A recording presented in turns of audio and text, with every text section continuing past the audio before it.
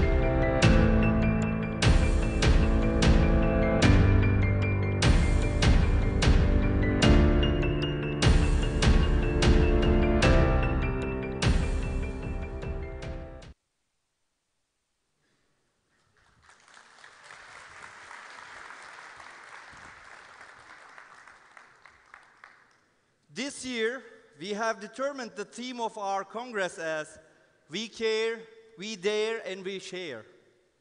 We care about the well-being of emergency medicine professionals, our patients, and all healthcare workers who work relentlessly by overcoming many difficulties in the challenging and self-sacrificing environment of the emergency department. So we dare to fight against all the difficulties. To achieve this, We share our knowledge, patience, and compassion with all colleagues and patients. Bu yıl kongremizin temasını önemsiyoruz, cesaret ediyoruz ve paylaşıyoruz olarak belirledik. Acil servisin zor, özveri gereken çalışma ortamında pek çok sorunun üstesinden gelerek çalışan acil tıp profesyonellerinin ve hastalarımızın sağlığını önemsiyoruz. Bu nedenle pandemi, afet gibi zor koşullarla mücadeleye cesaret ediyoruz. Tüm bunları sağlamak için meslektaşlarımız, hastalarımızla bilgimizi, sabrımızı ve kalbimizi paylaşıyoruz. Değerli katılımcılar, şimdi konuşmasını yapmak üzere Kongre Genel Sekreterimiz Profesör Doktor Murat Ersel'i kürsüye davet ediyorum. The Congress General Secretary, Professor Murat Ersel.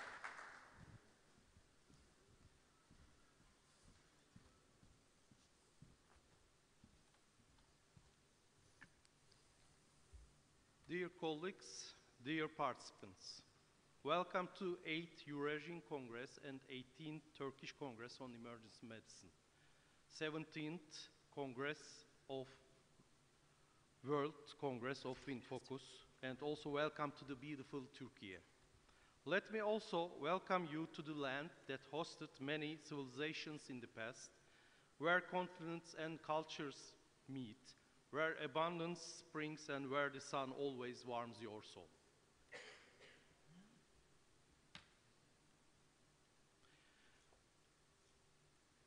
Healing has always been at the core of the Anatolia. We know that the world's first ancient healing centers and asclepions were located in Pergamon, near Izmir, and Hierapolis, near Denizli. Also, great physicians of ancient times, Claudius Casimus Galenus, healed his patients in Bergamo. This is the sun disk that belongs to the Hittites, one of the symbols of ancient Anatolian civilization. The main theme in the sun disk is a sun metaphor, which evokes warmth, vitality, and sincerity. The sun disk carries a mystery that energizes the fever with its form, lines, and stance. It's also said that the horn-like figures symbolize nature, birds symbolize freedom, and the arrows or sun rays symbolize progress. Living in Anatolia, which has been the center of healing for centuries long, was not easy. Sometimes scorching heat, sometimes freezing cold burns your face and cracks your lips. Sometimes mountains do not give away. Sometimes rivers stop you. The beauties of these lands have fascinated people for ages. Many wars have been fought and many lives have been given for their sake. All these wars and all these hardships have made the Anatolian people an indomitable, brave warrior.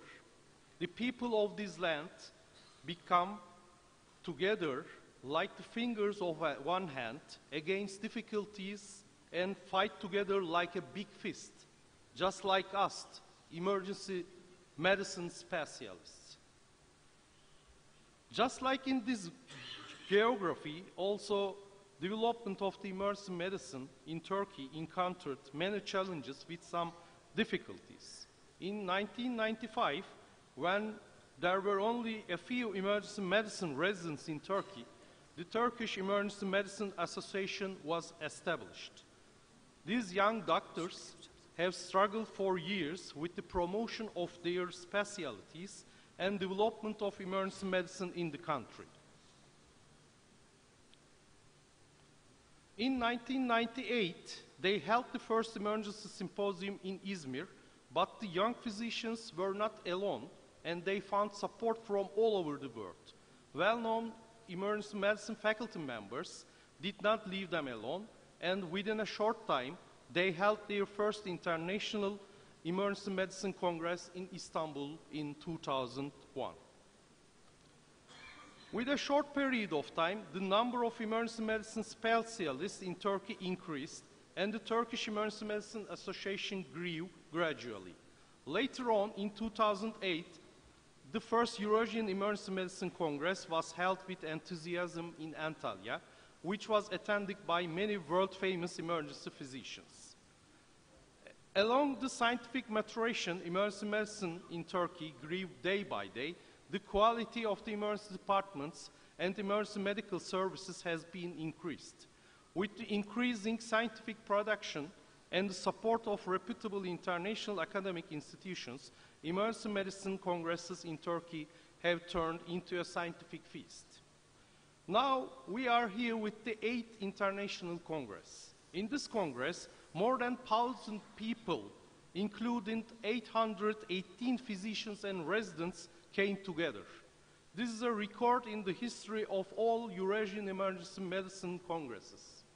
Today, there are many participants in our Congress from both our country and the world, from United States of America, from United Kingdom, Canada, Philippines, Sweden, Singapore, Austria, France, Poland, Germany, Greece, Romania, Spain, and Switzerland. Faculty members, specialists, and residents took their places in this Congress. I would like to tell you briefly the story of the Congress motto. While thinking about the Congress motto on a cold and dark winter evening, I suddenly thought about the emergency physicians who were dealing with the dozens of patients in their emergency department at the moment. The pandemic was raging. There were many patients to care for. The emergency healthcare workers were giving their best. Regardless of these circumstances, they continued to care for their patients, to relieve the pain and to try to find solutions to the problems. It was a great challenge. And despite all that happening, emergency physicians were kept trying their best they can do, without losing their love for their patients and medicine. And they were sharing their knowledge, experience, and their love with their patients. When I look at this whole big picture, I said to myself that I found the motto: we care, we dare, and we share. Regardless of the circumstances, we continued to care for our patients in the best way, and we struggled and resistance against many adverse conditions such as pandemic, war, overcrowding, or earthquakes. Despite all of these difficulties, we continued to offer all experience and knowledge to our patients unconditionally with our passion for learning and healing. In addition to including basic emergency medicine topics such as trauma, critical care, and resuscitation, when you examine the scientific program of this Congress, you will see it has some differences from other congresses. First of all, we wanted to include digital medical applications which evolved while struggling with the difficult conditions we were facing during pandemic times. Today, they have become an indispensable part of emergency medicine practice. At the same time, we plan to listen to the experts in the fields about how new groundbreaking technologies that facilitate patient care and created and how they are transferred to the current emergency medicine practice. That's why we planned digital emergency medicine and translational emergency medicine panels. In this Congress, there will be 37 panels, 10 conferences, 15 oral presentation sessions, 15 courses, 8 separate Innovium presentations, and 4 satellite symposiums will be exhibited.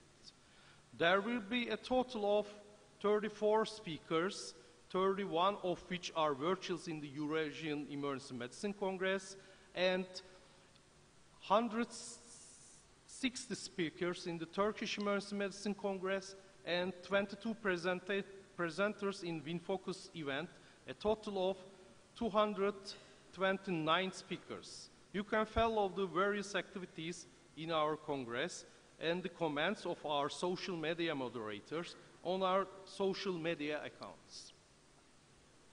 I would like to thank all of my colleagues who have spent a year in the organization of this Congress. I would like to express my deepest gratitude, first of all, to our President, Professor Serkan Yılmaz, to our Turkish Congress Secretary, Professor Nurdan Acar, to our WinFocus Organization Secretary, Associate Professor Özlem Dikme, to our Eurasian Congress Secretaries, Professor Selim Suner and Dr. Jim Connolly, as well as to all of our other members of the organizing committee and the Optimist organization team for their hard work and continuous supports. Last but not least, we would like to also thank to our sponsors for their support for the realization of the Congress.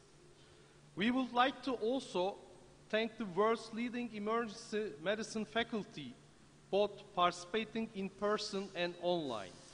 We would like to thank the European Society of Emergency Medicine for their endorsement of this Congress and the WinFocus team for their collaboration and holding their Congress with us this year in Antalya. As I stated at the very beginning, ancient Anatolian civilization and these lands have been a home for healing, love, and development. As we are about to finish the first quarter of the 21st century, we remember very well the task given to us by Mustafa Kemal Atatürk, the founder of the modern Turkish Republic.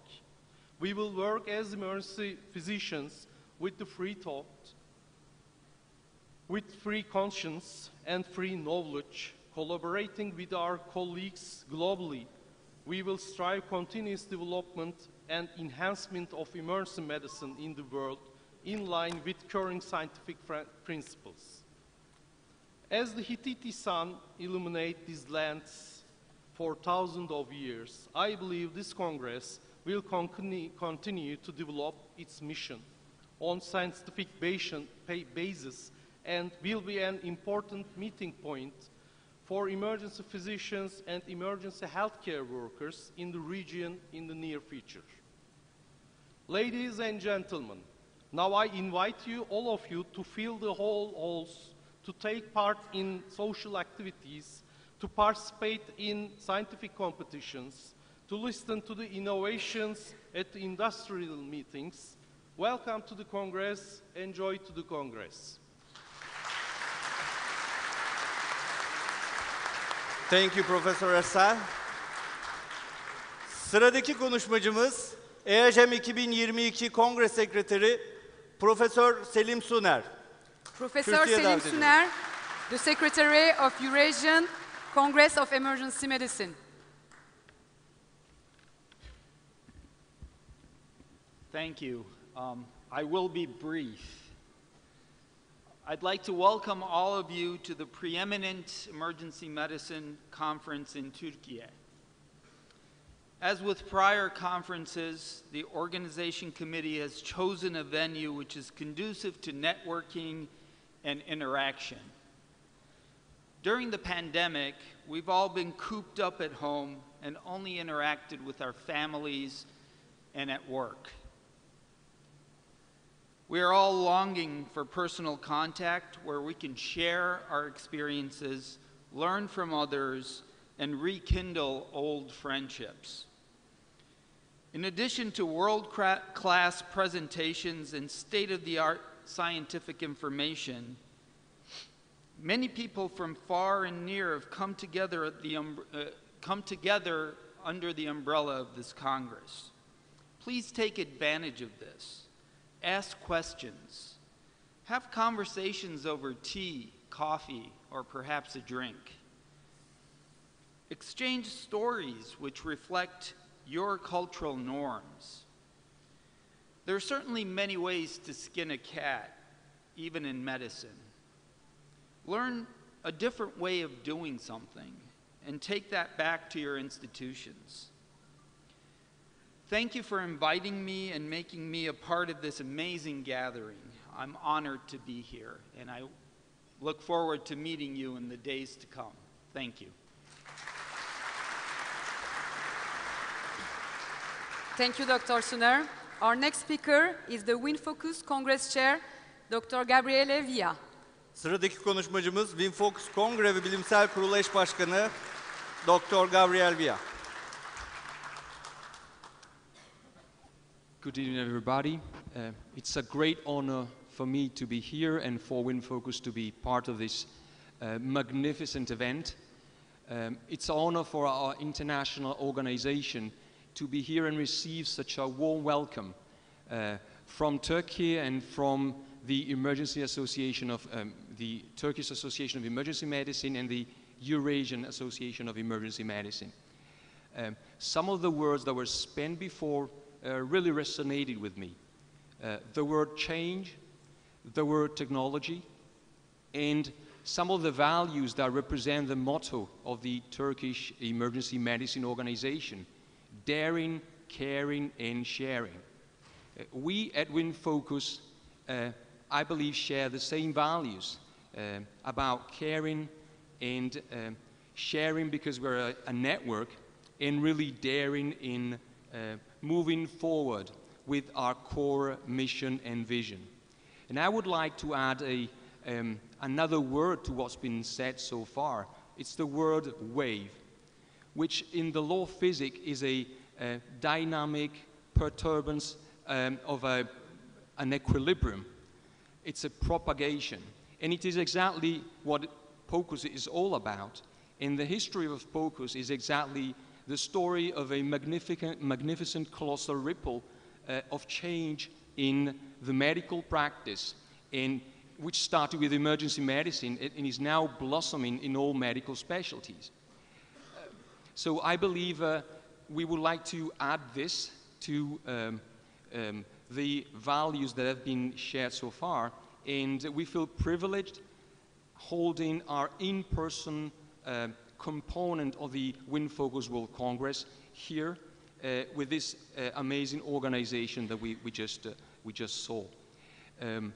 The WinFocus World Congress as a whole, which is composed also by a large virtual event, thanks also to the advertising done in your region and to the collaboration of many scientific organizations, reached a magnitude well beyond our expectations. So we had 20,700 registration, and we closed yesterday night. We will have 128 hours of conference with 350 plus faculty worldwide, and the participation will be from 127 countries. We're so glad having found such a professional partner, such excellence here in Turkey with your organization and in this Congress.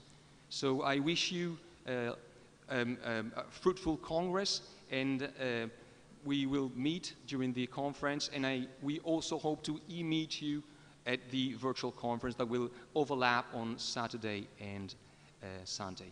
Thank you. Thank you, Dr. Villa. Now, I would like to invite the president of European Society for Emergency Medicine and one of the secretaries for this Congress, Dr. Jim Connelly. Avrupa Acil Tıp Derneği Başkanı, 18. EACEM sekreterlerinden Dr. Jim Connelly. Thank you very much. Secretary Generals, presidents, professors, doctors, friends. I'm back again, and I genuinely didn't take very long when the question came, would you like to visit one of your favorite places, your favorite conferences? And actually this year we're going to combine it with ultrasound as well, okay? Didn't take me very long to actually say yes. What a fantastic conference and congress, and I'm really looking forward to the next few days. I'd really like to thank you on behalf of the European Society for the establishing close links and for the continued close links, and I think together, you know, we really are powerful, and we will continue to drive. And let's focus on what it's about. It's about providing the best emergency care we can possibly provide to those under our charge. We've proven ourselves as a specialty over the last 5 years, okay? We've come to the fore. We have shown how strong we are. We were the people running towards disasters, not away.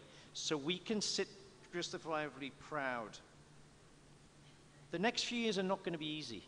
We know that, okay? We have crowding, we have burnout, we have some problems facing us, but we can overcome this. We've done it before, and I don't think we should be too downhearted, okay? The challenges will probably define us for the next 5 to 10 years, but we already know, we're looking ahead, we're planning this, and we know we can do this. And I'd really just like to pick up on the comments from before.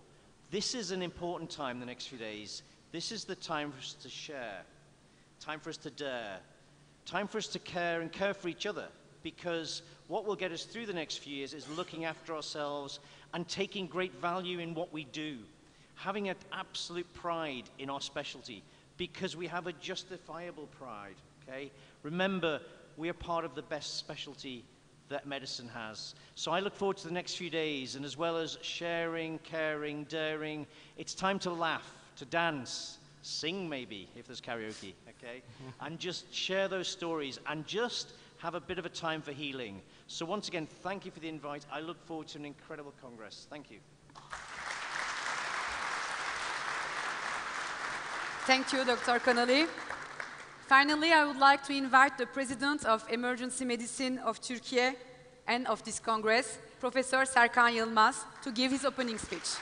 Son olarak Türkiye Acil Tıp Derneği Başkanı Profesör Doktor Serkan Yılmaz'ı kürsüye davet ediyoruz.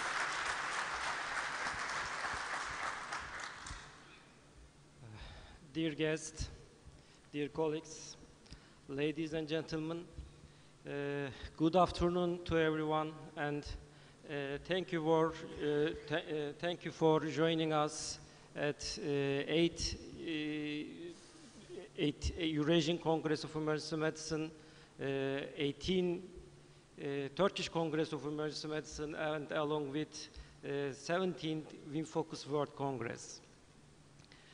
I want to compliment all speakers and colleagues participating in this opening ceremony and express my deep satisfaction for sharing this significant moment for the development of emergency medicine in our country and our region. Per global scientific mission of EMED, we have planned scientific program with most experienced and remarkable speakers. We select and brought together our guests who are experts in their field and their subjects.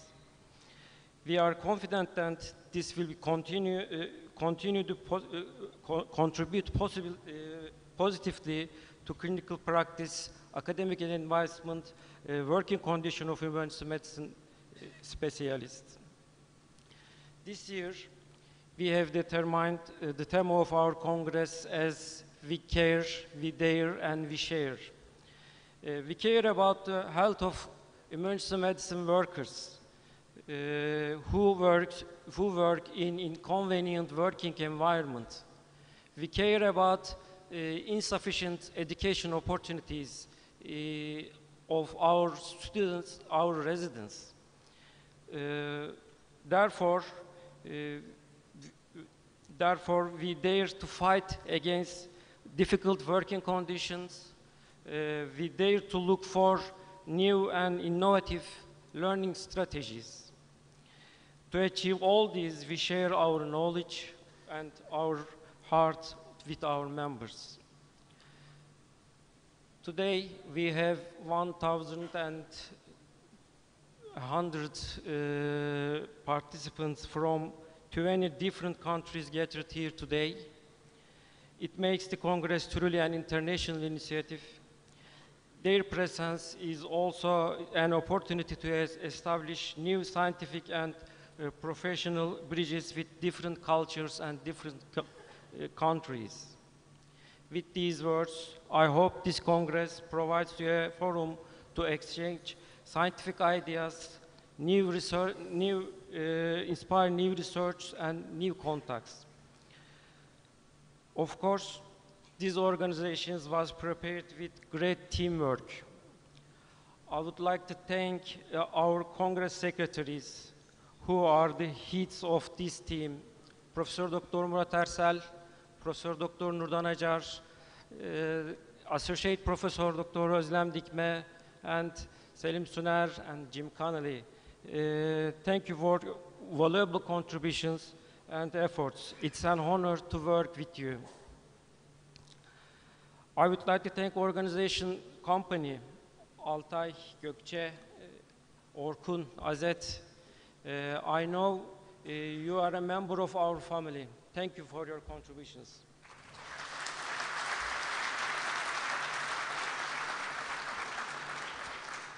Finally, I will thank to our sponsor companies. Today there are 64 different sponsor pharmaceutical and medical companies here.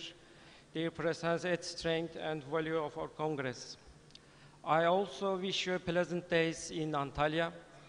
Finally, on behalf of the board of the EMED, I am very proud to welcome you to the 2022 Eurasian Congress of Emergency Medicine. Thank you very much and enjoy the Congress. Thank you, Professor Yılmaz.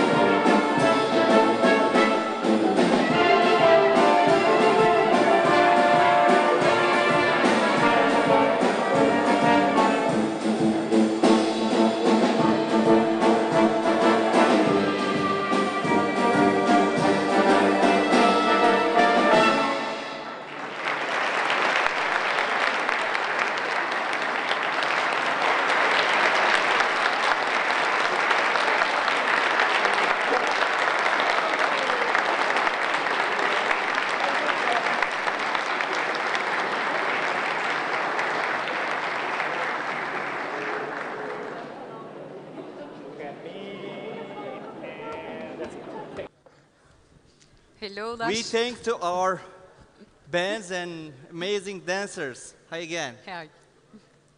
I was gonna dance with them. Optimist Orkun made me stop. So okay, we can keep going. Since 2017, the Emergency Medicine Association of Turkey presents the Namık Çevik Honorary Awards for those who provided significant contributions for the Society of Emergency Medicine in Turkey. And this year, the Namık Çevik Honorary Awards goes to Dr. Judith Tintinelli and Dr. Selim Suner. 2022 Namık Çevik onur ödüllerini almak üzere Profesör Judith Tintinelli, Profesör Selim Suner'i ve ödüllerini vermek üzere Profesör Serkan Yılmaz'ı sahneye davet ediyoruz.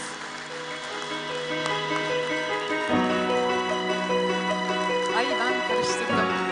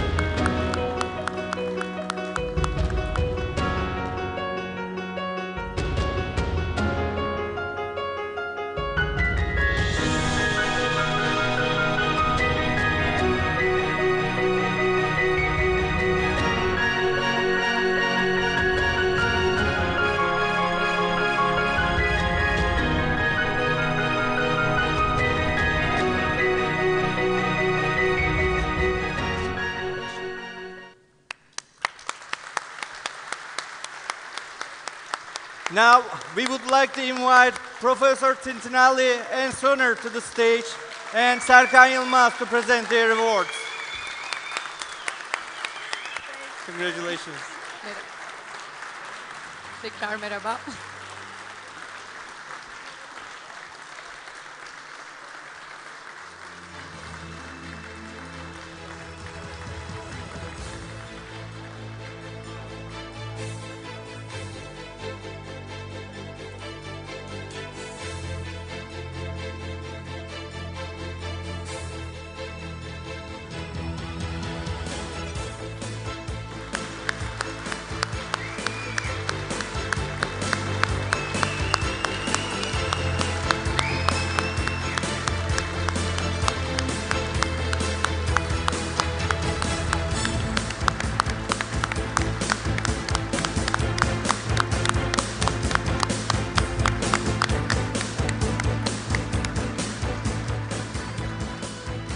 Thank you. We can take this.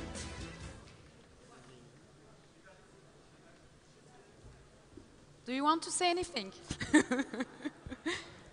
Dr. Tintinelli, Dr. Suner, do you want to say anything? Or maybe? Thank you.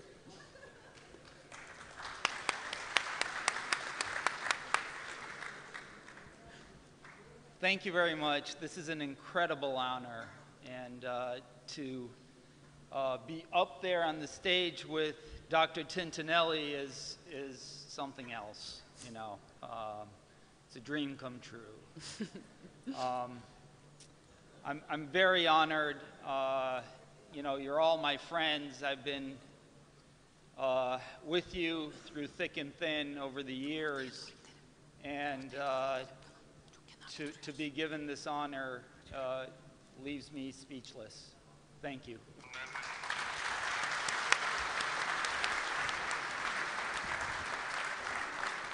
Thank you, Dr. Suner.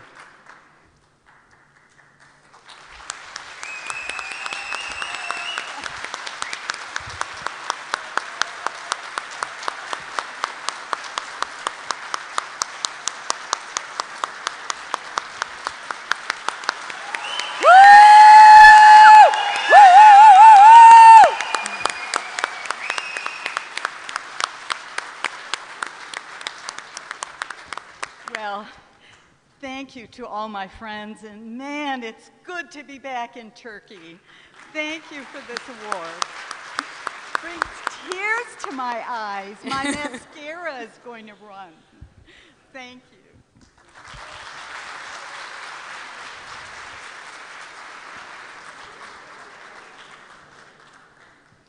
Now we have another award. The EMAT Outstanding Service Awards are presented to the devoted EMAT members who put great effort to advance emergency medicine in Turkey. This year, EMAT's Outstanding Service Awards goes to Doctors Onur Karakayalı, Emre Şancı, Mustafa Emin Çanakçı, and Özlem Dikme. I would like to invite the Board Secretary of EMAT, Dr. Bülent Ermil, to present their awards. 2022 EMAT ödüllerini almak üzere Onur Karakayalı, Emre Şancı, Mustafa Emin Çanakçı ve Özlem Dikme'yi ödüllerini takdir etmek üzere Dernek Sekreterimiz Bülent Erbil, zaten sahnedesiniz, hoş geldiniz.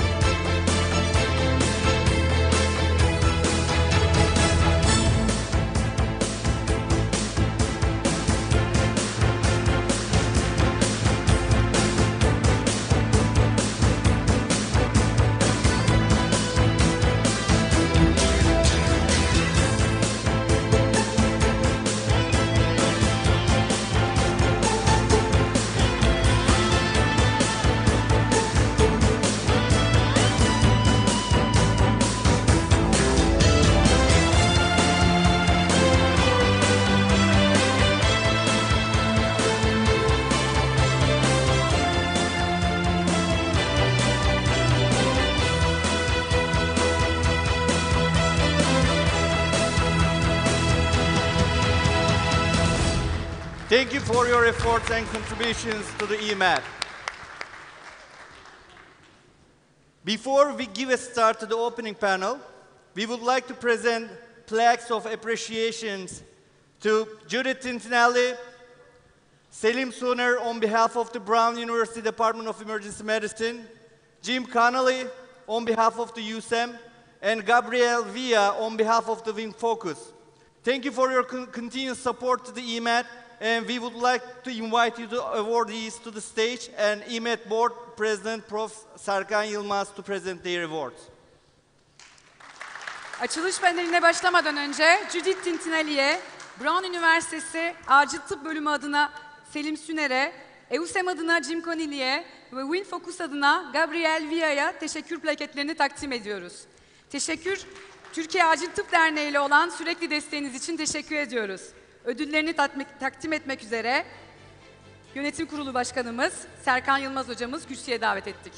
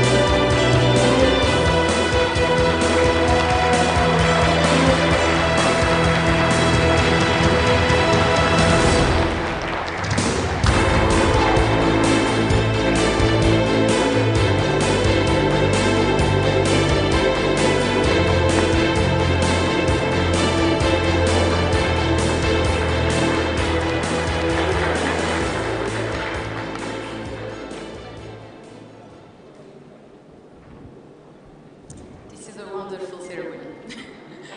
Now we are starting to the opening panel. We care, we dare, we share. We would like to invite the moderator, Professor Cem Oktay, to the stage. Şimdi önemsiyoruz, cesaret ediyoruz ve paylaşıyoruz. Açılış paneline başlıyoruz. Moderatör Profesör Cem Oktay, hoş geldiniz.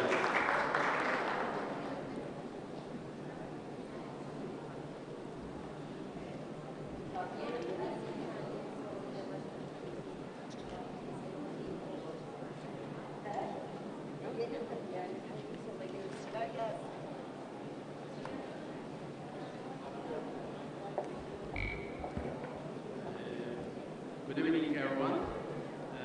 After this wonderful opening ceremony, we'll start our first panel, but it will be more than a talk, but it will be more than, it will be sharing also the experience of our distinguished speakers. My name is Cem Oktay. I'm a professor of emergency medicine, one of the first residency-trained emergency physicians in Turkey. And it's really my honor to be here to moderate this session. Four distinguished speakers will be with us: Dr. Judith Tintinali from USA, Dr. Jim Connolly from United Kingdom, Dr. Selim Suner from USA, and Serkan Yılmaz from Kocaeli, from Turkey, will be with us. I would like to invite them, and first, our first speaker, Dr. Judith Tintinali. The topic is "We care, we dare, we share." I am graduated to medical school 30 years ago, and during these 30 years, we all care for patients, for everyone, for everything, not for people only, not for health, but we also care for everything in the world, and we also dare to these to these ideas, and we share our knowledge and everything with others.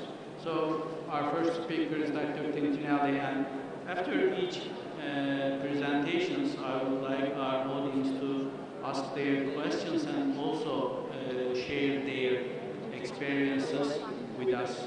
Dr. Tintinali.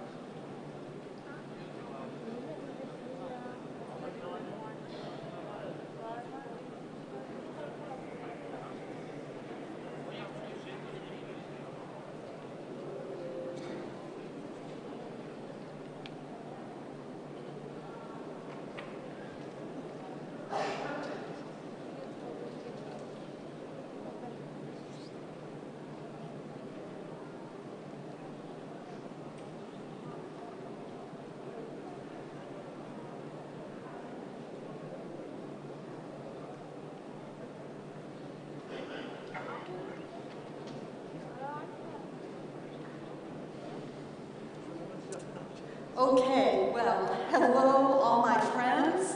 It is a pleasure to be here. Now, these words, we care, we share, we dare, are powerful words. They're powerful because they're the focus of the symposium, and they're powerful for us as physicians, as clinicians, in our personal lives and our private lives. So, what do we mean we care? We care about the individual emergency physician. We have to give each one of us respect, give everyone a voice, make sure that we ask opinions and that we listen. And we make sure each emergency physician is involved in decision-making that affects the clinical practice of his or her role, as well as what happens to the patients. We've got to keep love alive for emergency medicine. We can't let burnout take over. How do we do that? We make sure that we have reasonable shift lengths and numbers per month, We have to make sure we have sufficient physician staffing. We have to have shift patterns that are healthy, that allow us some time off, time to sleep. And we need resources to provide good care. And these resources are good nurses, administrative support, and equipment. We care about our patients. We have to keep up with the changes of practice in medicine. Not only do we have to learn the changes, we have to apply them to the way we practice. We need to use resources to guide our care, and we need to communicate effectively with patients and their families. And we care about our families. Families are forever. So give your families the care, the attention, and the love that they need. They deserve it. They help you through your work, through your training, through your hours in the ED, on holidays, and during vacations. We need to take care of ourselves. Take time for rest. Take time to think, to plan. Take time for exercise so we can all be dancers like we're on the stage. Now remember, emergency medicine is a lifetime career. What's ahead for everybody here? We need to make sure that in all of our emergency departments, all of our medical schools, our university hospitals, we provide career progression. We need to set up post-residency fellowships. We need to allow part-time positions for individuals who might want to take some time off, be with their families, take a little break. And remember, none of us are too young or too old to hit another hot spot and find a little change that can take you a little bit further along the professional road of emergency medicine. How do we share? Share good things with everyone on our shift. Share your appreciation at the end of the day. Share your thanks for your colleagues, for the nurses, for the techs, for the individuals who sweep the floor, for the hospital security police that keep your environment safe. And what about the students? What about the clerks? You have to share thanks with them. What about our patients? Thank you, dear patient, for being patient while we did all of your tests. Thank you for waiting so long until we could get to you in the emergency department. There's no end to thanks. One of my faculty set up a little poster and a picture like this that is in the department, and she has asked everybody, when you've had a good thing happen on your shift, write it down on this one. It'll give us a positive feeling today and tomorrow when we work again. We share support for each other when things go well, when things go badly, when we're feeling sad, when we're feeling glad. We share those feelings and we ask for help when we need it. Now, we dare. This is the most important of the triad, I think. We dare. Everyone here has to dare to serve as a mentor and be an inspiration. Medicine is a wonderful profession. We have the power to do good and to simply do great good. So make sure that you act as and provide inspiration for the people that you work with, the students that you teach, and even the patients. Be an inspiration about the good things that life has to offer. Dare to be a leader. Lead your teams on shift. Lead department and hospital committees. Lead the EMS system. Lead communities to better health. And become leaders of our hospitals and health care systems. Why do I say that? Be a leader. Which specialty sees more patients than any other specialty? Which specialty is the only population-based medical specialty? We see people all around the world, thousands and thousands of patients a day. Which specialty is the only specialty able to partner with public health, epidemiology, informatics, telemedicine, administration? Which specialty has the greatest opportunity to improve the health of the public? I don't have to give you the answer. We all know the answer. It's emergency medicine, which improves healthcare from the individual patient to the whole healthcare system. So I want to leave you with these ideas as we move into the conference, where you will find topics that will challenge you, that will inspire you, and really help you hit that hot spot of your career. Thank you.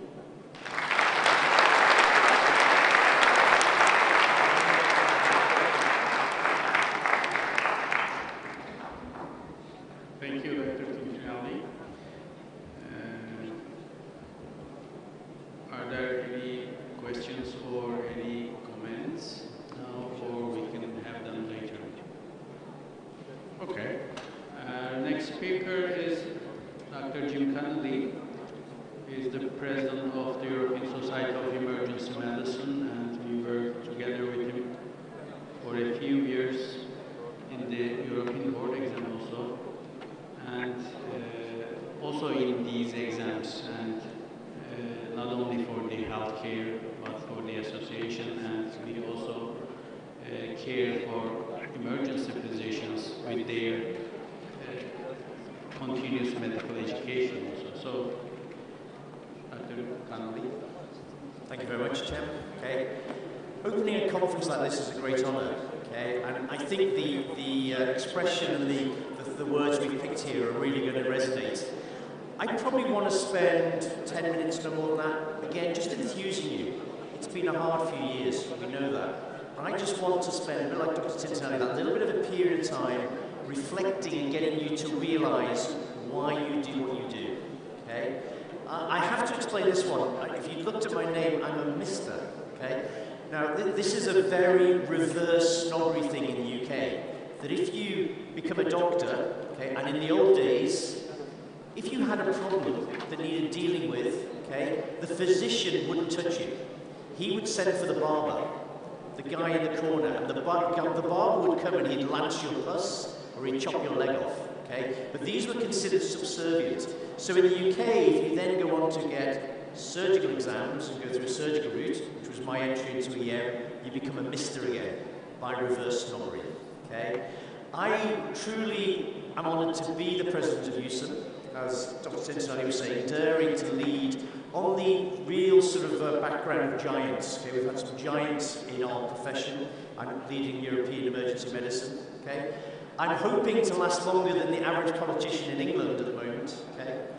By the way, that's Ed Sheeran and that's Boris Johnson, if you didn't know the difference. Okay? And 30 years of EM, I don't look too bad, I think, on 30 years of it. Okay? I'm still happy with what I do. That's me. Okay? I've said as a president, I'm not going to change anything. Okay? I don't want any special treatment. Okay?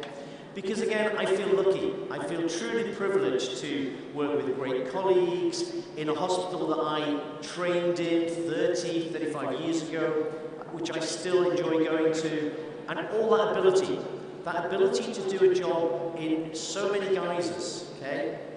If any of you, by the way, suffer imposter syndrome, think about what my position at the moment is, okay? That feeling, should I really be here addressing you all, okay? But the reality is, we all do. The reality is, not one of us is exempt from imposter syndrome, thinking, why am I in this great position, okay? I wanted to do medicine very young, okay?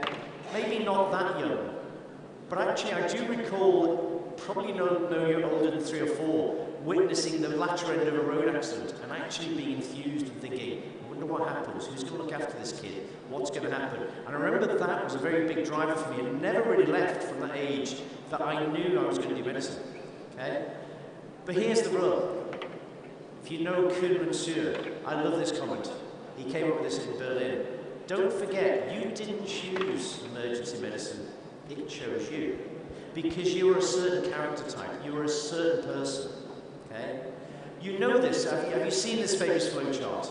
Okay? Which says why. So, you know, hates patients, hates the dog. Better go into pathology, you know.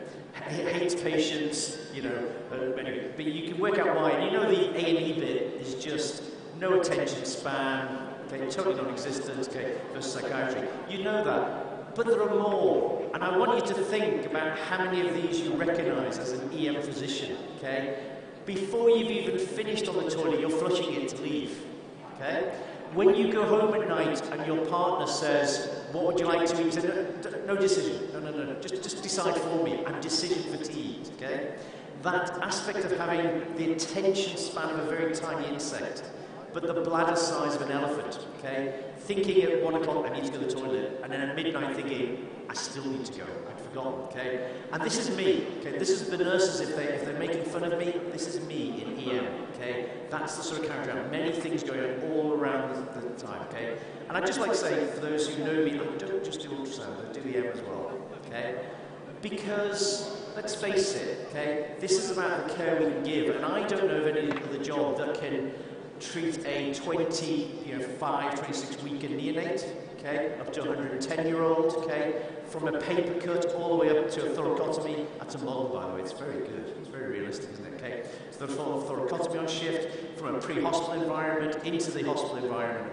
What an incredible job we have, okay? Treating children in the streets of Kampala, treating royalty. All of these things come through a career that is just remarkable when you think about it. The access you have to people, the ability to care and do something in every sector of life.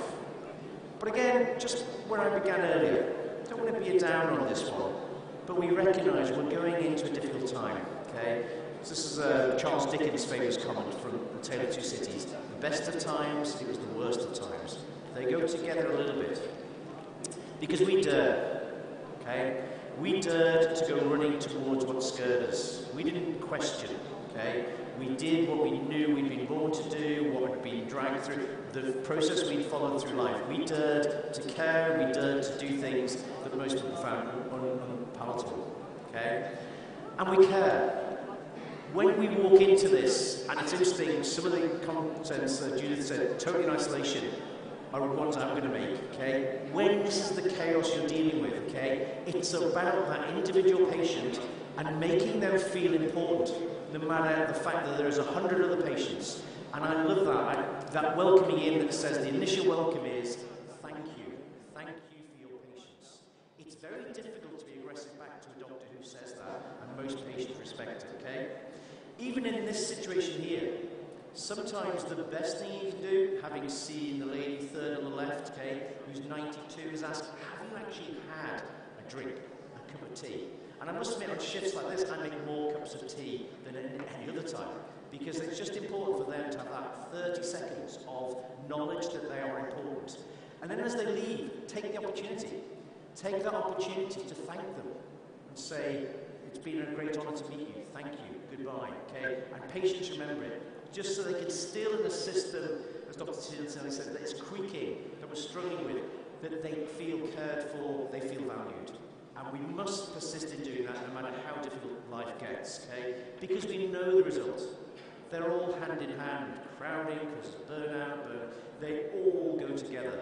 And that crowding element causes more staff loss, quality of care suffers, more moral injury, more burnout. It's a nasty cycle. But we have to care for each other, and we have to plan for this. So, you may not have seen this yet, but this is from the college. So, queuing and crowding is not just a nicety. Estimated that in the UK, if you stay beyond 12 hours, 1 in 67 people will suffer mortality. So estimated over 5,000 in the UK, England, Northern Ireland, deaths attributable to long delays getting through the ED. Okay. Recognition, caring, and this is a use of imperative. This is probably what I would highlight in the next year or two, the most important work we can do. Okay. Recognizing that we have a problem with burnout, okay? Correspondence here from 90 countries, and at least one feature was present in 31% of people sorry, in 60% of people, 31% of people had 2 characteristics of burnout. And here's the slightly worrying thing, more prevalent in the young, more prevalent in female doctors, okay, which was something that surprised us, but more prevalent than we believe, okay. So a policy statement is out there now saying, these are the minimum standards we should tolerate for our staff. And please go and read it. It's not going to be a great surprise to you, okay? And Dr. Cincinnati summarised some of it, okay? I'm going to leave the top one for a second, but a lot of it is just saying enough staff with kit, okay, in a better design environment. And then we look at working conditions, you know, what are the shift patterns like, what are the sort of holiday arrangements like, okay? But actually, number one there is actually quite critical, and I'm going to emphasise this for the next 3 or 4 minutes. We deserve recognition, we deserve respect, and not just that, we need to recognise and go out there and say, we are different. Sometimes we argue with our hospital seniors who say, we can't do that for you in here, we can't make you work differently because we don't want to treat you any differently. But we have to keep going back and say, but we are different. The path we have chosen is very different. The work style we have is very different. Our major sort of commitment every day is very different. So we need to be proud of what we are and seek that, okay? And we need to protect each other. Pride, absolute pride in what we do, and finding this burnout and this sort of capacity issues, take some control of our boundaries. So part of the care for each other and what we do is to say, whoa, we seem to be the only specialty that doesn't have ability to control our boundaries. Everybody else can pull up the drawbridge and say, oh, we're full, can't do any more, okay? Other sort of specialties can, if it's difficult and if it's an unplanned, unscheduled return out of hours and it's inconvenient, go to ED, okay? What's interesting in this, of course, is it's almost, you can predict. A lot of unpredictable returns are totally predictable. 3 to 5% of all surgical admissions end up having to revisit because of a problem, okay? So we need to stop pushing back and saying that should not be coming to ED unless they have a physiological issue. So other specialties to take some control, okay? So that's it. We need, basically, to recognise we are different. Okay, other things to look at from the user point of view. This year we're looking at safety, and we're looking at sort of safety for sort of both patients and for staff working in this sort of environment, okay? And then the final couple of comments. We share. One of the great delights of being here and wandering around with focus and everything today is EM is perfectly suited to sharing knowledge, to sharing skills. We are incredibly lucky to be able to do that. And it's every day, it's what drives me, it's what makes my job valuable. You take people, you share experiences, and you learn, okay? And really in the end, as I finished my little chat before, this is all about, in the end, caring enough to provide the highest quality of education in Europe and beyond. Finally, if all else fails about caring and sharing, this was at EACEM last year, okay? They had a puppy stand a few months ago. They had puppies. This was great, okay? I love this concept, okay? And my final, I have permission to show this video, is to remind you, we have one of the best specialties, okay? Be optimistic. Be proud of what we do, okay? Continue to be that doctor that you always wanted to be.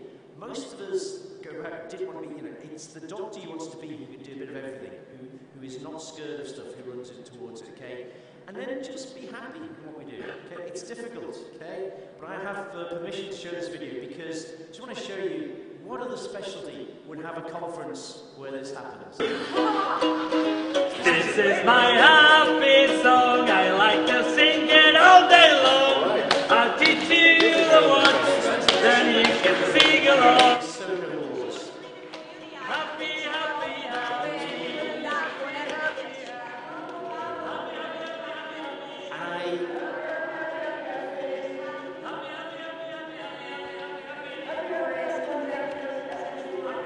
And I'm going to annoy you terribly, because I know tonight you're going to be wandering around happy. Listen, I just wanted to show that, because that just shows me what a fantastic specialty we have in EM, and it's a fantastic conference. So thank you very much. Okay, I'm going to hand over there to Cem again. Thank you.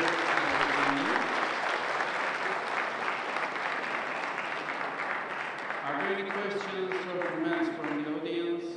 I would like to ask one to Dr. Connolly. You know, we care, we dare, we share, okay?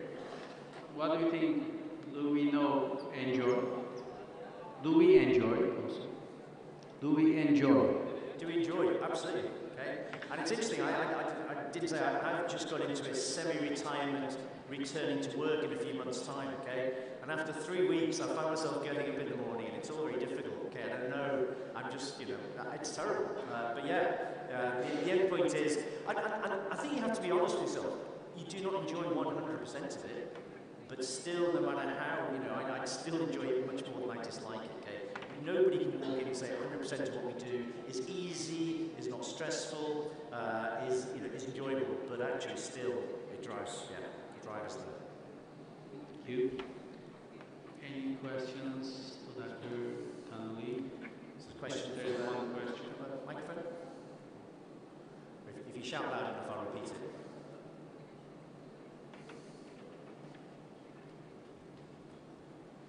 Sunum için teşekkür ediyorum. Cemal Bey, siz çevirirseniz memnun olurum. Doktor Çağlar Yıldırım Genelce Uzmanı, Hekim Birliği Sendikası Genel Başkan Yardımcısı. İyi bir kongre geçer inşallah. Siz hiç acil serviste çalışırken fiziksel şiddete maruz kaldınız mı? Eğer kaldıysanız ülkenizde buna ne ceza veriliyor? Her gittiğinizde ölümle karşı karşıya kalma ihtimali olan bir ortamda çalıştığınızda mutlu olma ihtimaliniz ne kadar? Bunu sormak istiyorum. Teşekkür ederim. Okay, I can translate.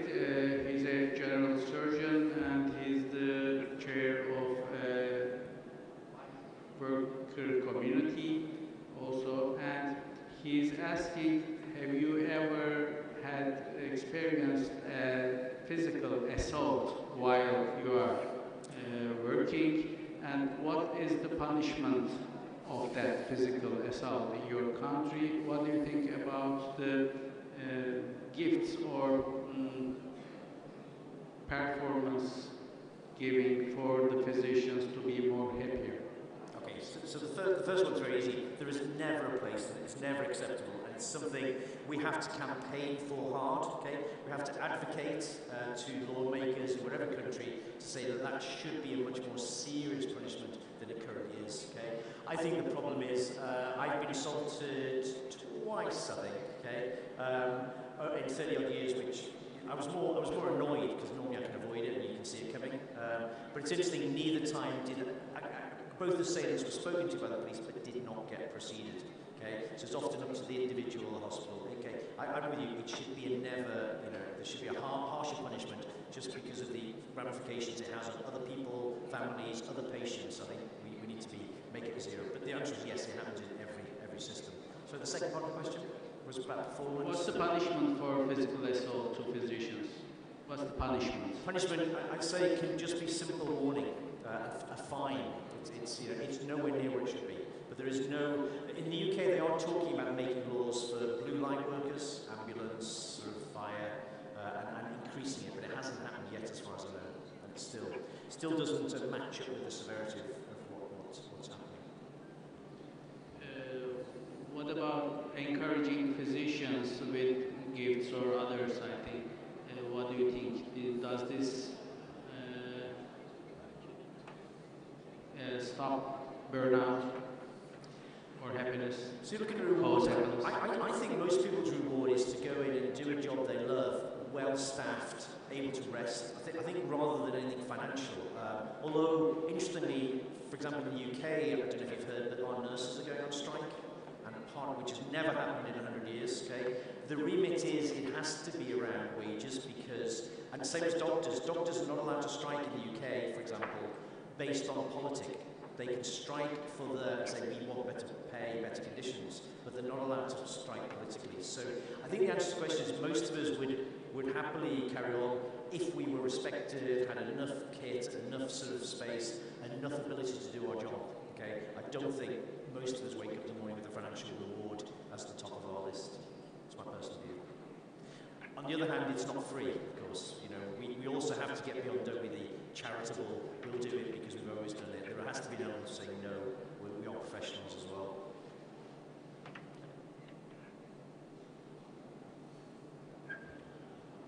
Any other questions or comments about the topic? Okay, our next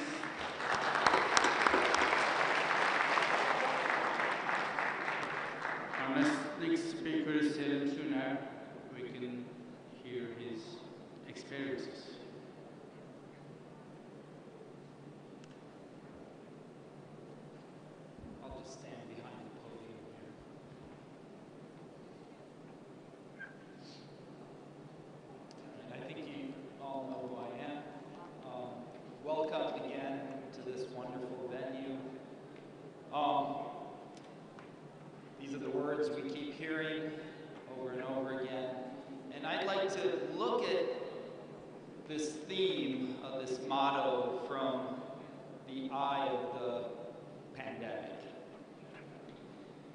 We care. Not only do we care for our patients, we care about them. We're empathetic by nature. We go out of our way to help those in need. That's built into our DNA as emergency physicians.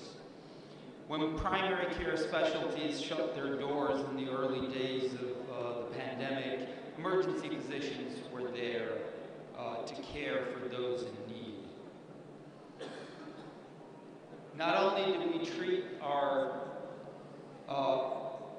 physical ailments of our patients, their medical needs, but we also address their social needs as well. Emergency physicians in Rhode Island, in partnership with community activists, formed COVID connectors in the early days of the pandemic, collecting unused tablets to pass out to patients because no family members were allowed into the hospital.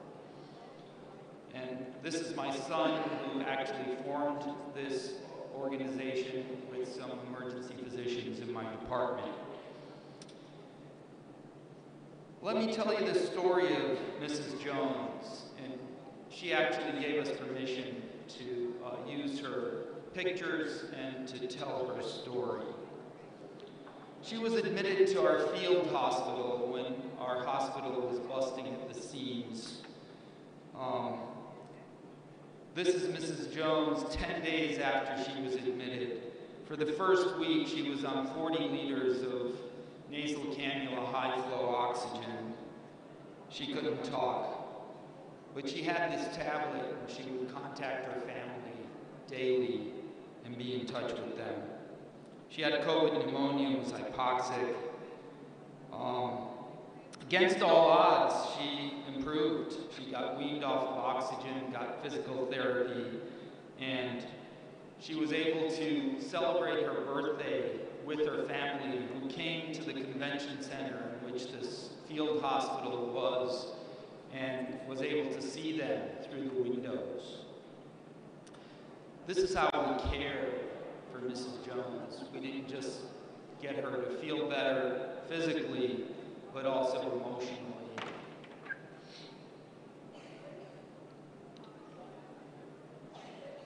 We dare, as emergency physicians, we led emergency hospital preparedness efforts throughout the pandemic, not just in the United States, but all over the world. We dared to be innovative and come up with out-of-the-box solutions when faced with unique challenges. The pictures displayed here show how we retrofitted a part of our emergency department to turn it into a negative pressure area to care for COVID-19 patients. Emergency physicians in our hospital led the charge of creating, designing, and staffing the field hospital when the time came. In 2 weeks, this convention center floor was turned into a fully functional hospital.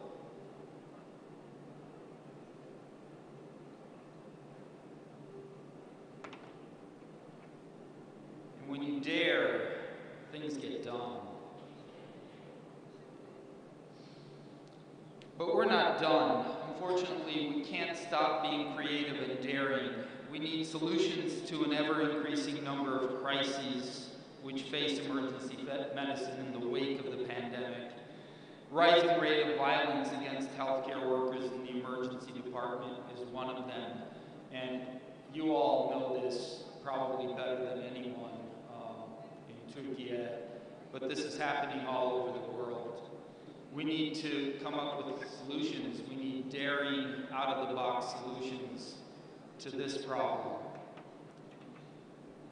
An early surge of respiratory syncytial virus infections in pediatric patients have strained pediatric emergency departments and ICUs, leading to hospitals implementing crisis standards of care reminiscent of what happened in the first few surges of COVID-19. And this, too, is happening all around the world, not just the United States. The rising number of patients with mental health emergencies have strained hospital emergency departments. All of these issues, coupled with the shortage of healthcare workers, particularly nurses, have left emergency departments at a breaking point.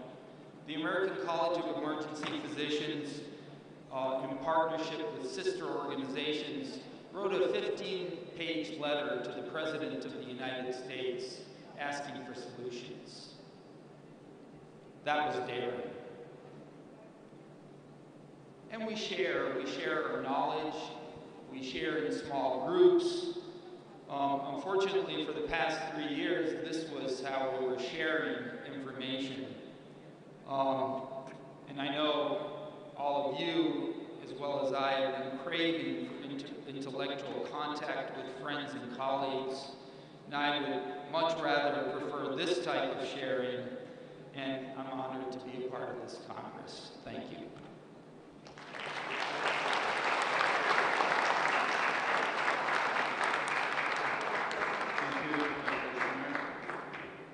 Any questions, comments? Great, thank you so much. We will get also questions at the end. And our last speaker is Dr. Serkan Yılmaz from Turkey.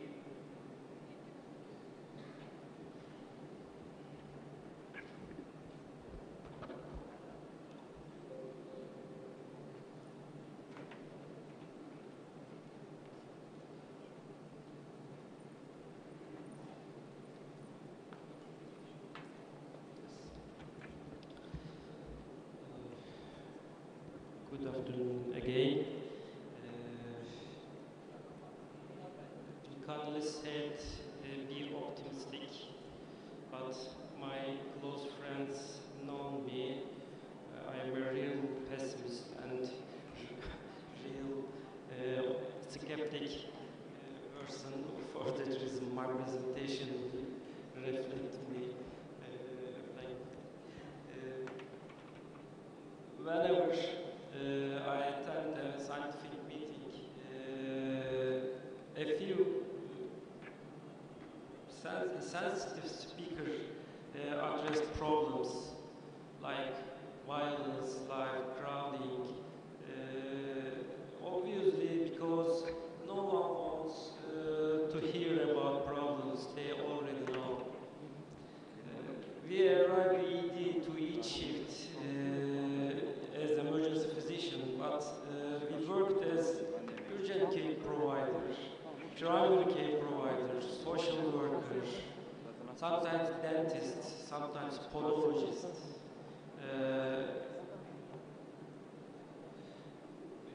We chose emergency medicine to care for critically ill and injured patients, but today new young physicians are not choosing EM because working in the ER has become nearly impossible, at least in our country.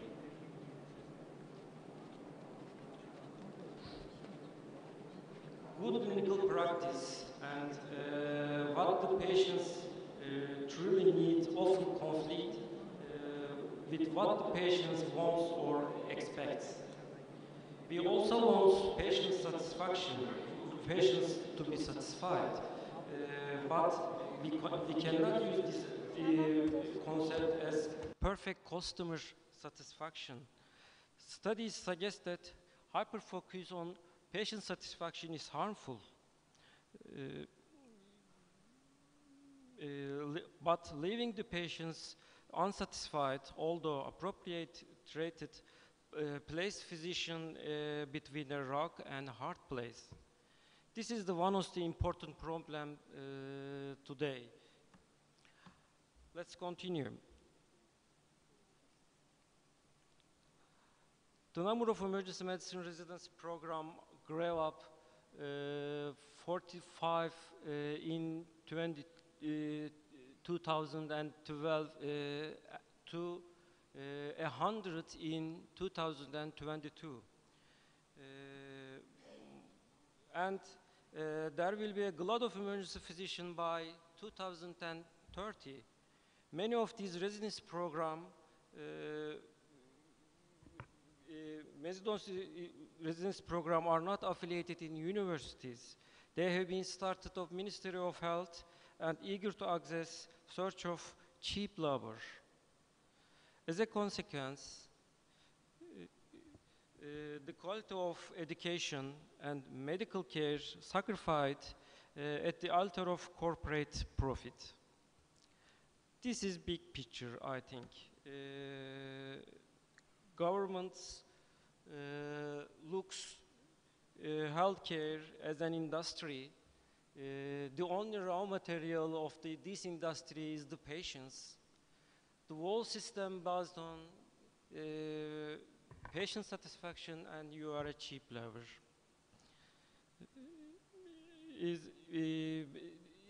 This is big picture, and we always evaluate all the questions about according to the big picture.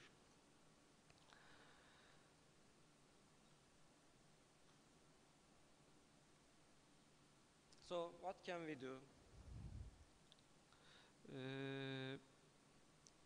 The only solution is to defend health, and the only achieve this by having science and education. For that reason, we care, we dare, and we share is our motto today. We care because EMAT's mission is to make an active, sustainable, and inclusive contribution to public health. We strive to do so by education, valuable professionals, and conducting practice-oriented research. An inclusive society is one in which everyone has equal rights and appropriate opportunity to make an active contribution. Those values play an important role in our education and set the course of our research. Every student with talent deserves the opportunity to develop his or her full potential. We form a learning and research environment that is innovative as well as inspiring. And we dare. Our three aims for 2022 and 2023. Our mission and social responsibility translate into following three intentions for the next few years. One, working on health policies to ensure the proper use in emergency department. Two, to ensure that our members receive an adequate and quality education in each accredited educational institute. And three, taking part in inclusive and sustainable research that priorities public health. And we share. We can share our aims if we can achieve our aims if we work together, and are in constant contact with the world around us. We want to transform ourselves from institutional and segmental separated structure into a professional and learning network. Using each talents and professional skills, sharing knowledge and working together are the most important conditions for public development and well-being. We care, we share, and we dare. We look out for each other and committed society. We dare to innovative, question the status quo, and are curious and looking for ways to improve. We share our knowledge and focus on collaboration. Thank you.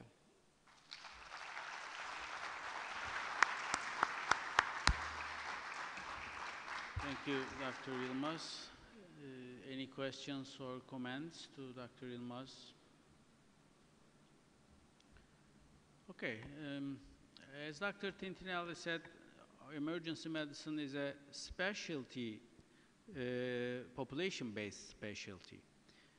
we are working for the public health indeed, for all aspects of their health care.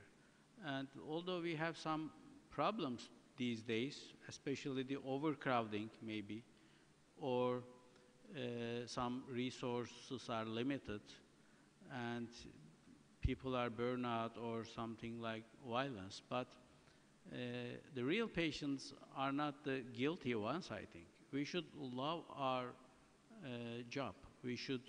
We all love emergency medicine. This is why we dare to fight against patient care.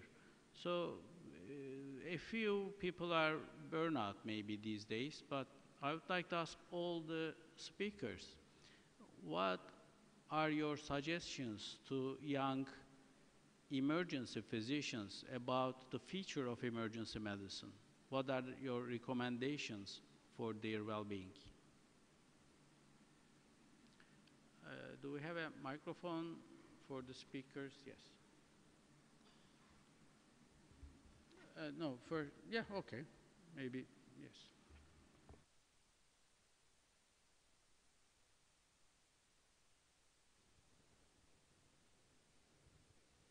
Yes, burnout is real. It happens. My advice would be, you know, we love emergency medicine. We're drawn to this specialty because of our makeup, our DNA. But to stay in this profession the long term, you need something outside that you need to have, a hobby, exercise, play an instrument, sing, dance, be merry. Without that, if emergency medicine is all you have, it will be difficult to sustain that in the long term. And I think that goes beyond what you do outside emergency medicine as well. It's just that it's been shown that if you have a career that encompasses other things like working in different places, pre-hospital, having an academic interest, having a specialty or an interest in ultrasound, all of those things are protective of burnout. Well, I'm sort of thinking of the history of emergency medicine and how that relates to the situation today. Things were very bad at the beginning. Now, I am inherently a positive person. We have a lot to be thankful for in our specialty. I mean, we began when everybody said we did not deserve to live. We had a lot of fights. We just charged through it, and I mean literally charged through it and got where we are today. So in a population-based specialty, we have to expect problems like this, and we have to be prepared to handle at least thinking about different solutions. I think of the first guys who stayed in ER till they were very old. As a matter of fact, I am now board certified till 2033. Wait, what's 10 years from now? 2032. I've been through good and bad, and we care, we share, we dare. That's why those words are so powerful. And things are going to right themselves. We saw this problem coming up in the US with too many residents, I'd say 10 to 15 years ago. Nobody would listen. So we're to blame for some of these things. So that's my 2 cents.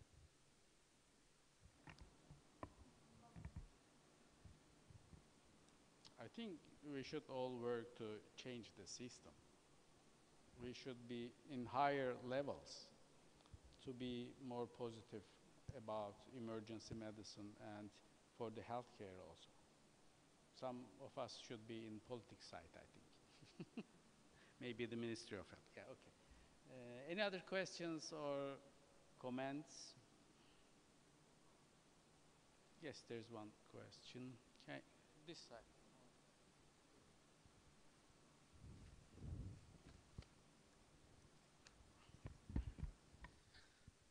First, I would like to present myself.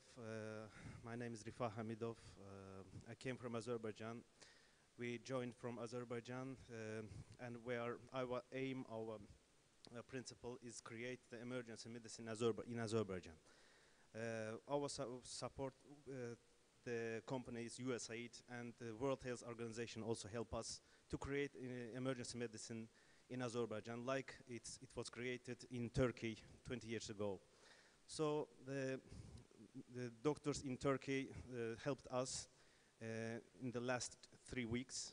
We attended in the courses in Kocaeli, myself and our friends attended in the Kocaeli University in the emergency medicine, and had a lot of practice from our doctors, the Dr. Murat, Dr. Serkan Yılmaz, and other doctors.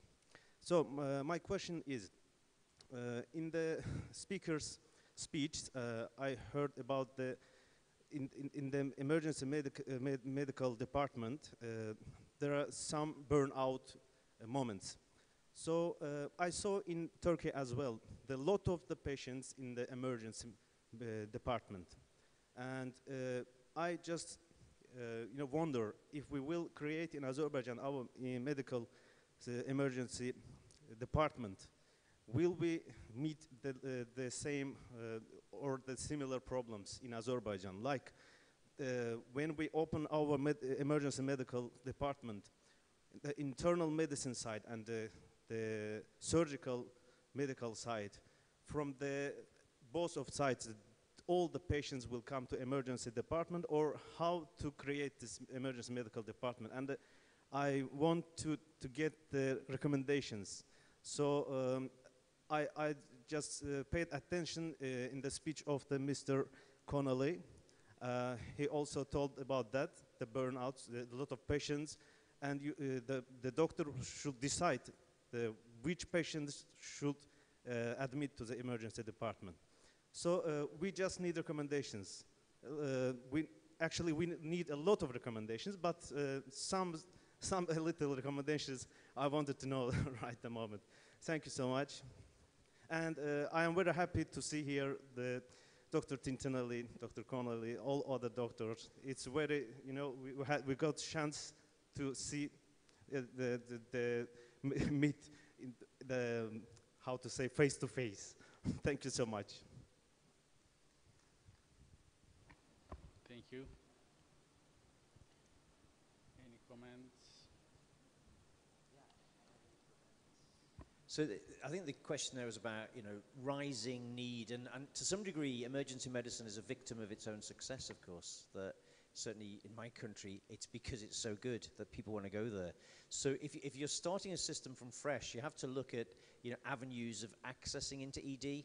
There is no doubt there are certain subpopulations of the population who are absolutely ED patients, okay? And that can be from social circumstances, from medical circumstances, from wherever. And obviously, you want to make sure you don't deny access in that regard. But I think some of it is just looking ahead and actually planning it. As I said earlier, we know that something like 1 in every 20 surgical patients will have a problem afterwards, okay?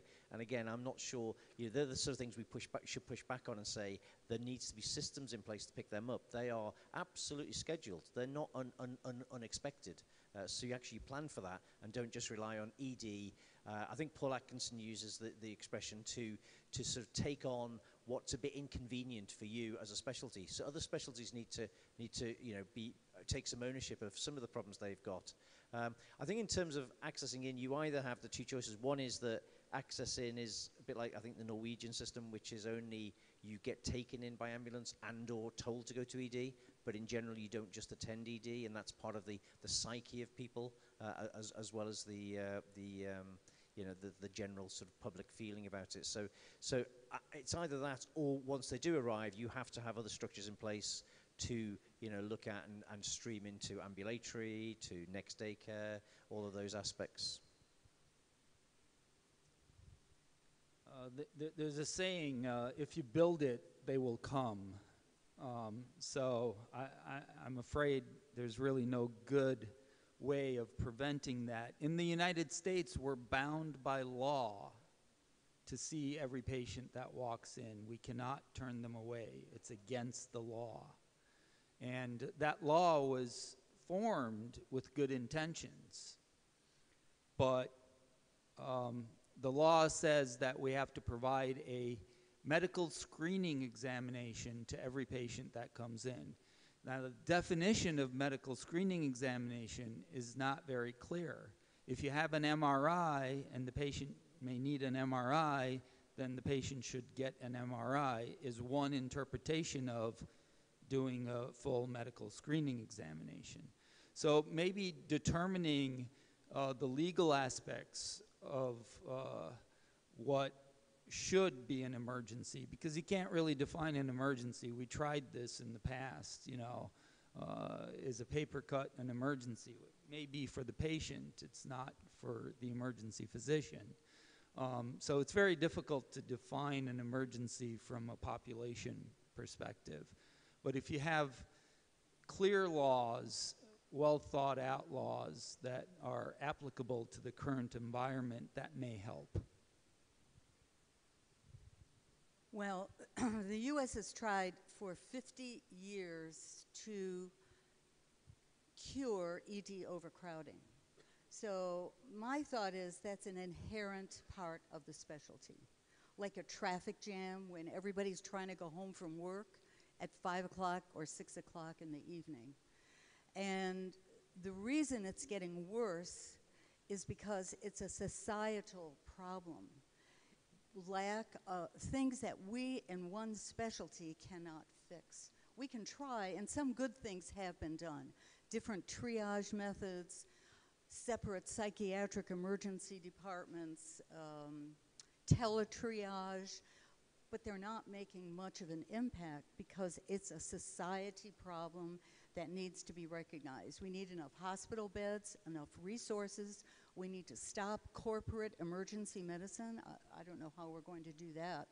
And because it's inherent in the US does not mean it could happen in Turkey. It certainly could. It absolutely could.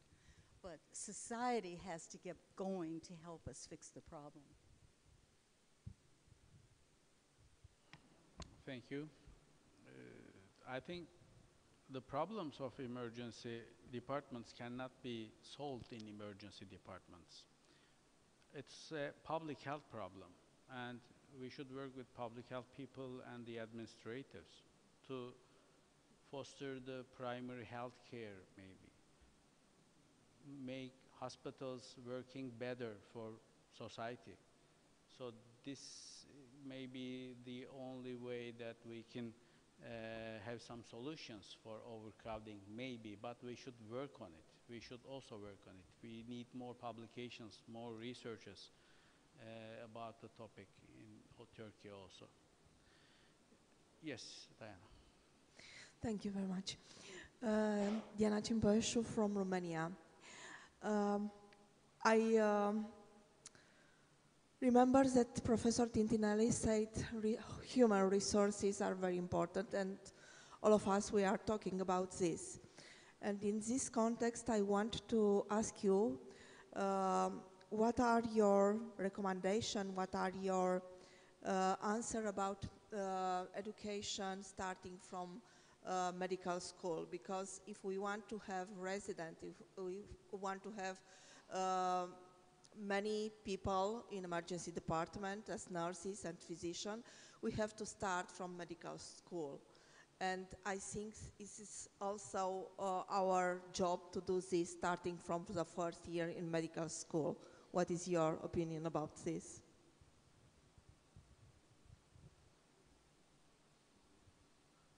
Well, the focus has a lot of times is on just physicians, but what we really need is a team of people. We need paramedics who can definitely work in emergency departments, help a lot with our overcrowding. They can do follow-up care. They are extremely well trained. We need nurses, and we need well-trained nurses who are comfortable in the physical setting of the emergency department And they need reasonable shifts as well and reasonable assignments of patients. So what we're talking about being just a physician or a medical school issue relates to we need coherent training for the 3 types of professions that take care of our EDs. Paramedics, I'm a strong believer, I want paramedics in my ED. We can't do that because our nurses feel threatened by the paramedics, but that may change. And we need to work together with physicians so we can all work together in teaching and learning.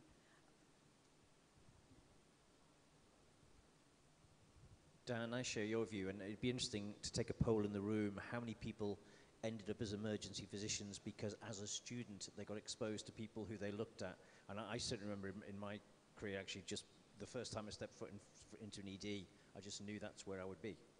It's, so I think you're right, that sort of exposure to role models, but I think it is critical to get young medical students really on board, enthused by EM. And I think you're right about education and medical school education. Unfortunately, medical school education is like a big tanker. It's very hard to steer it quickly. It's not nimble. We're still teaching the philosophy of 1950s, 1960s medicine, and you know, society changes much faster than the medical curricula do. So a more nimble medical education would be helpful as well. Thank you. Any questions? Okay, I think it's time to end our session. I would like to thank all our speakers for their great talks and their experience sharing. And at 8, we will have the Sono Games here in this hall, and we all want to see you here, and have a good evening. Thank you.